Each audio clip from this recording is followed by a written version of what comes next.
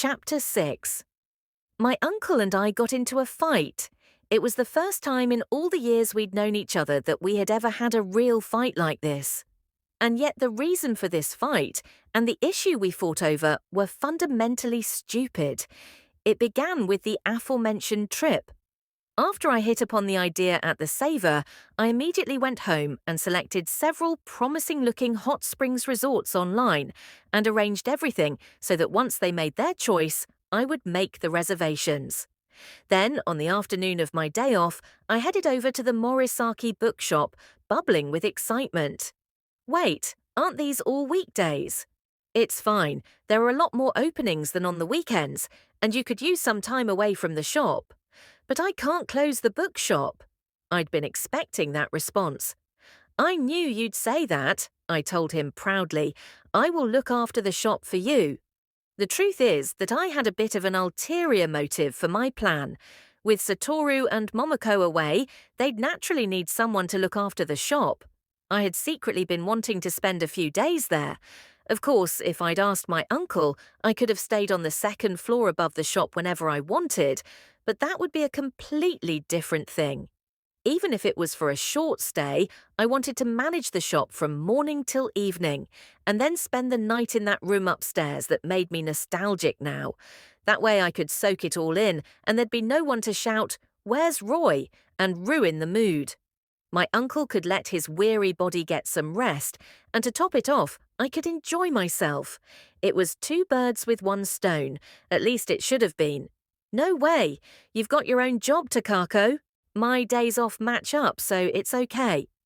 Well, we'll take you up on your generous offer then, Takako, said Momoko, who had been listening nearby.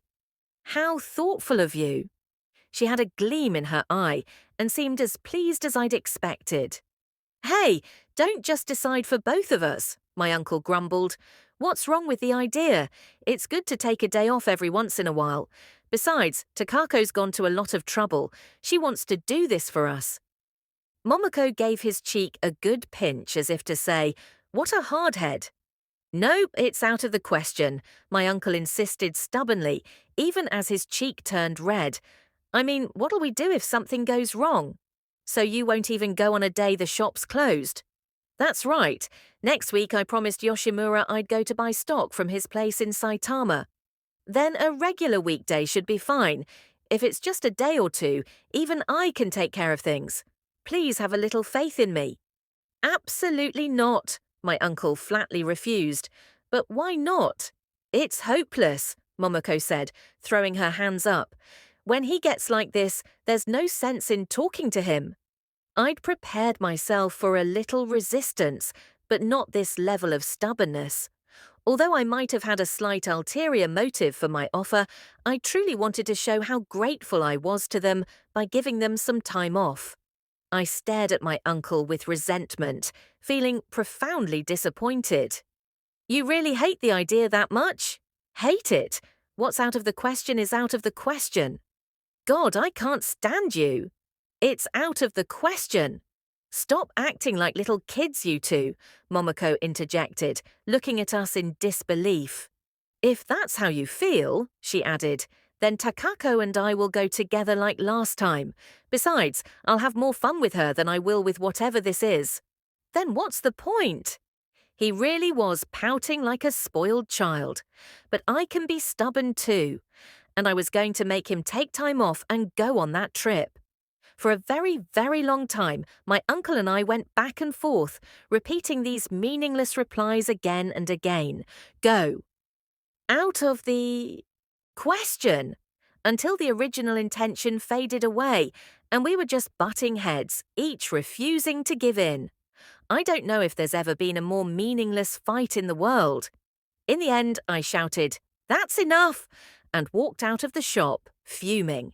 I got carried away and shut the door behind me as hard as I could, and the sound it made was so much louder than I expected that I was taken aback. But I walked away, pretending nothing had happened. The day after all that, I met up with Wada. It was our first time seeing each other in 4 days.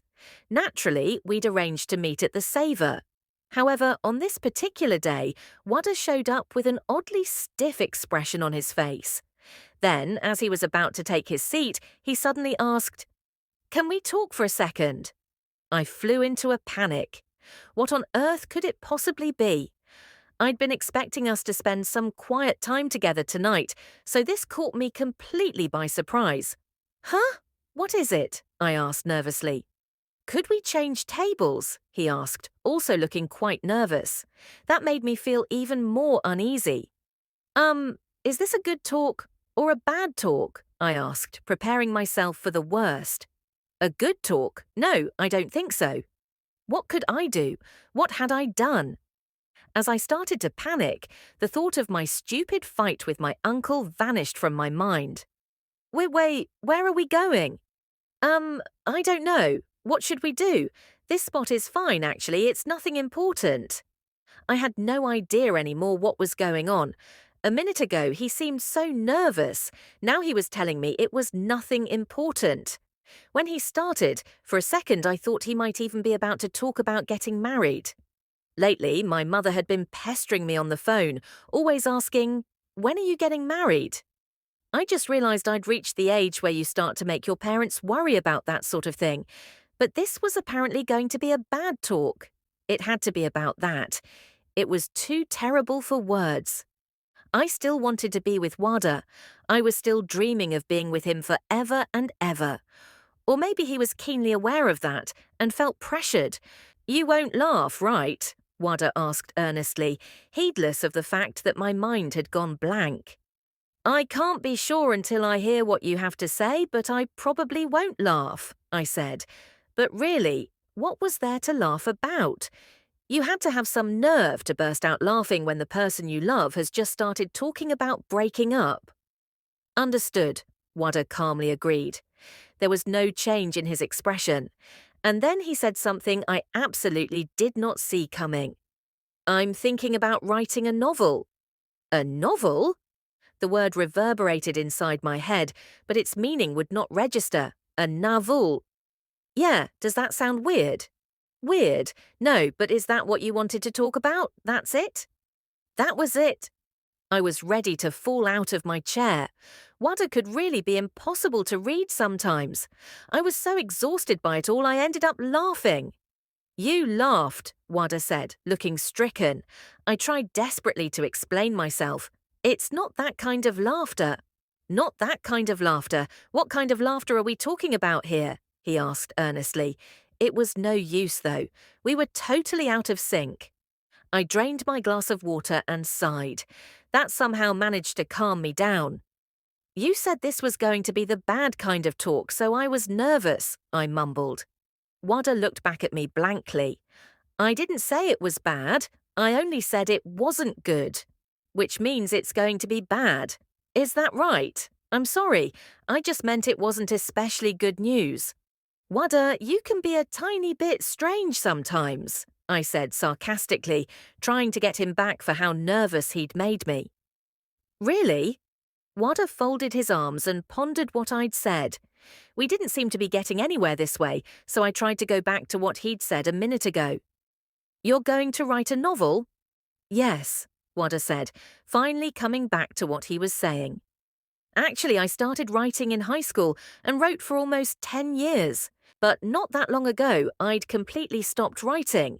Then I got to know you, Takako, and all the people who come to the Morisaki Bookshop, and I felt inspired again. Now I feel this irresistible urge to write a novel that takes place at the bookshop. I'm not aiming to win any awards, of course, or trying to become a professional writer. I thought my drive to write was gone, but then I realized I still had it, and I just feel like it would be a shame to let it all end without really trying." He gave an embarrassed laugh. Simple as I am, I completely forgot about what had happened a minute ago. What Wada said had moved me. It made me really happy that he'd opened up to me about what he'd been thinking about for some time on his own. Wada is always so earnest. Even if it wasn't a big deal to me, it's clear that he was really worried about revealing this. That alone made it important. I think it's a wonderful idea. I want to help. Really? I'm so glad to hear that. If it's okay, I'd like to do some research at the bookshop to gather some ideas. Oh, Is there a problem? My uncle Satoru and I are in the middle of a big fight at the moment. A fight with the owner? I'm kind of surprised that you got angry too. Apparently, he hadn't noticed that I was a little angry with him a minute ago. But that wasn't the only problem. My uncle hadn't taken kindly to Wada because he was my boyfriend. Right after we'd started going out, I'd brought him to the shop to introduce him to my aunt and uncle. My uncle completely ignored Wada, even when he greeted him. He stayed stock still, acting like he was one of those see no evil monkey figurines. Do you think the owner dislikes me? Did I violate some bookshop protocol without realizing it? Wada said, cocking his head to one side and furrowing his brow. No, not at all. That's just how he always is, I said, desperately trying to bluff my way through. On our way home, Wada kept muttering to himself about how he'd always thought of my uncle as so bright and friendly. Later, when I went to the bookshop alone and flew into a rage about my uncle's attitude, my uncle yelled, "He isn't the right kind of customer for the Morisaki Bookshop." Beside him, Momoko shook her head in exasperation. Come on, you just don't want him to steal away Takako. Don't talk nonsense. All I'm saying is that I can't stand these pseudo-intellectuals. Guys like that are inhuman brutes who think nothing of leaving girls in tears. Monsters? I was beyond outraged now. I was dumbfounded. I'm worried he might make you cry, and why does he keep referring to me as the proprietor? It creeps me out. I can't stand it. You're unbelievable, Momoko said.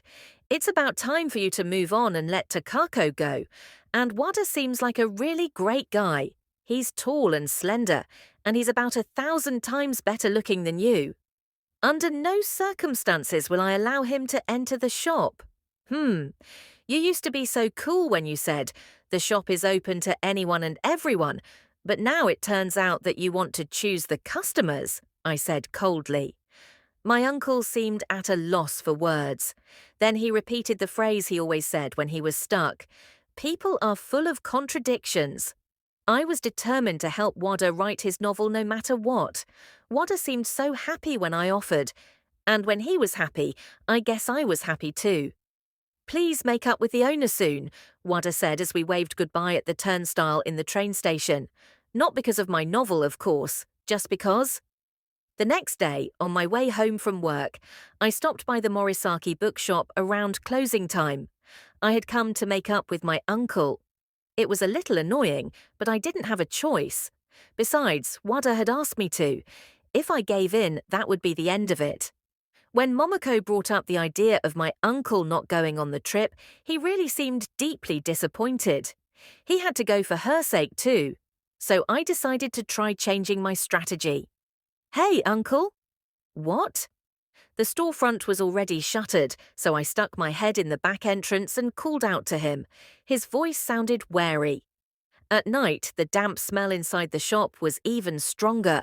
Come on, can't you let your guard down? Forcing a smile, I tried to put him in a good mood by asking if he'd gotten any good books in lately. Whenever he gets talking about books, my uncle's bad mood vanishes right away. It's that simple. Soon he'd completely forgotten that we were fighting and we were on our way. Oh, well, something came in yesterday that might be perfect for you. Really? What?